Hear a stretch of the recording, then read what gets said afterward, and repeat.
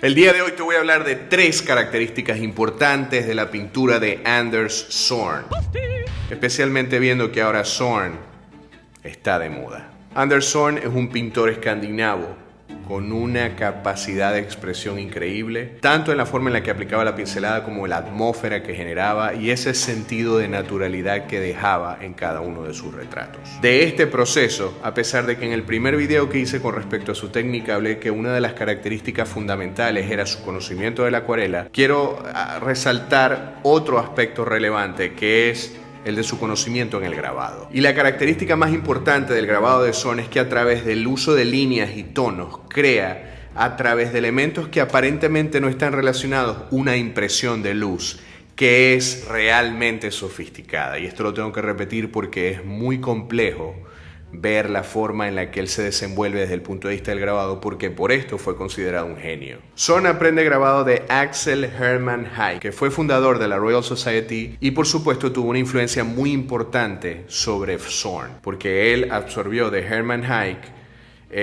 mucho de su acercamiento en el grabado en su primera etapa. Haig se esforzó por elevar el grabado al estatus de la pintura, convirtiéndolo en una forma de expresión original y fundamentándose en artistas como Rembrandt que mostraron a través del grabado una nueva manera de ver el arte. Y si bien el grabado no fue algo novedoso para este momento histórico, la forma en la que Zorn lo abordó desde mi punto de vista sí lo fue. Desde el punto de vista educativo, yo lo percibo como una persona con una capacidad de expresar la atmósfera y la forma en la que la luz describe los objetos de una manera completamente innovadora. Y esa sofisticación que tiene en el uso del tramado de líneas que aparentemente no tienen relación entre sí, crean un efecto visual que a la distancia te permite observar con claridad lo que él está tratando de reproducir, bien sean retratos o figuras o paisajes. La percepción de lo que vemos es clara en el momento en el que nos alejamos del grabado. Y esto me lleva inmediatamente al segundo punto importante de lo que vamos a hablar hoy, que es el uso de la fotografía. Y esto es una opinión completamente subjetiva que no está sujeta a algo que sea correcto o no, sino que está sujeta a mis propios gustos y intereses con respecto a la búsqueda artística. Y te voy a decir ¿a qué me refiero? En mi experiencia, el uso de la fotografía ha sido satanizado por muchos artistas en varias ocasiones y la razón es una ideal muy purista con respecto a la producción de la obra de arte. Bajo este pensamiento, el objetivo de pintar del natural es siempre lo esencial en el desarrollo de la pintura y es lo que mantiene cierto grado de tradición o de legitimidad con respecto al proceso de realización de un retrato, de una obra, de lo que sea que tú vayas a pintar. Ya en varias oportunidades, en otros videos, te he comentado que para mí el uso de la fotografía y de otros recursos como los proyectores o incluso la inteligencia artificial es simplemente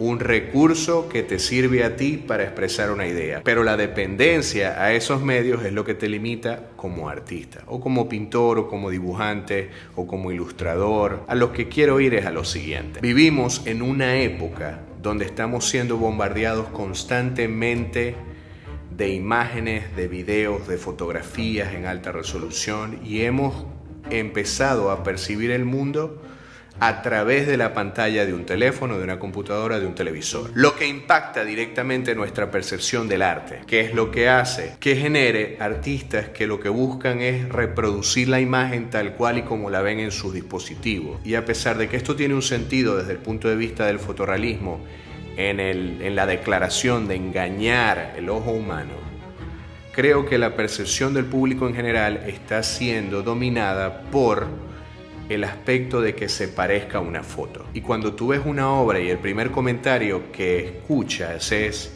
parece una fotografía, en realidad yo no sé si sea bueno o malo, porque desde mi punto de vista estás quitándole al artista toda la personalidad para drenar en la técnica todo el aspecto de la creación de la obra de arte. Y con esto no pretendo decir que esté mal, al contrario. Yo no tengo ni siquiera la capacidad de reproducir una pintura a ese nivel de detalle porque no tengo la paciencia. A lo que quiero ir específicamente, que las pinturas fueron en algún momento la verdad de lo que percibíamos en la imagen. Y la gente iba a los museos a a ver y a entender la realidad planteada por un artista en particular. Zorn fue uno de esos artistas que, a pesar de que utilizó recurso fotográfico, no se amarró a parecer a una fotografía. Y artistas como Zorn, como Sorolla, como Sargent utilizaron la fotografía, pero crearon una obra de arte que se sostiene en el tiempo porque nos aportó una forma de ver diferente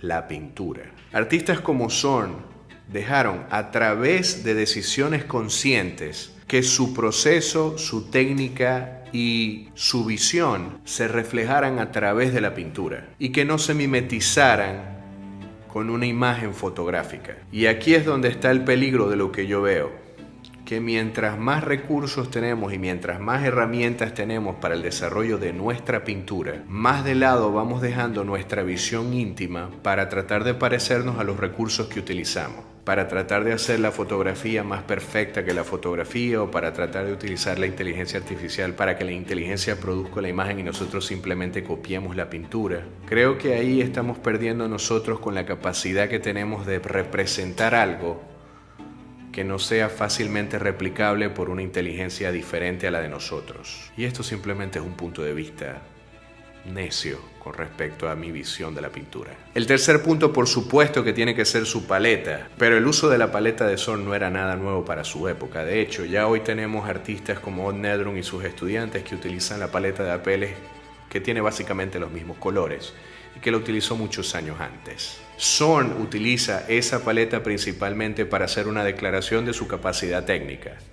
Era demasiado bueno y lo podía demostrar solamente con 4 colores. Ahora, y esta es una recomendación desde mi punto de vista como profesor y como estudiante de los maestros. El uso de la paleta de Zorn cuando estás estudiando es fundamental, principalmente porque la paleta de Zorn te permite estudiar los tonos.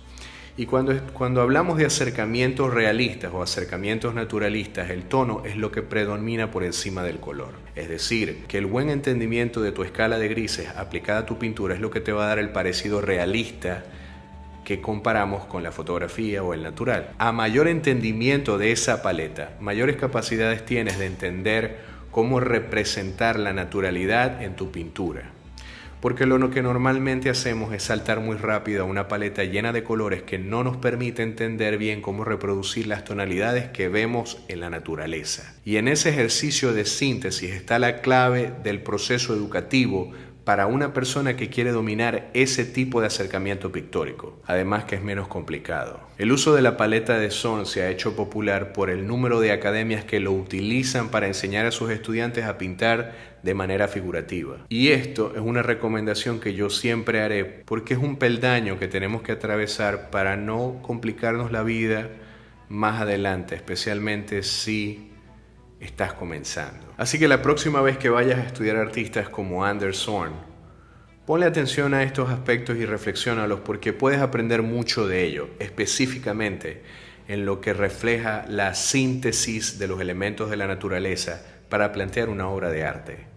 El no ser esclavo de las herramientas que tenemos a nuestro alrededor nos permite generar algo mucho más personal, al menos desde mi punto de vista. Si quieres saber un poco más de Zorn, en este canal te dejo varios videos. Así que, compadritos y comadritas, nos vemos en el próximo capítulo.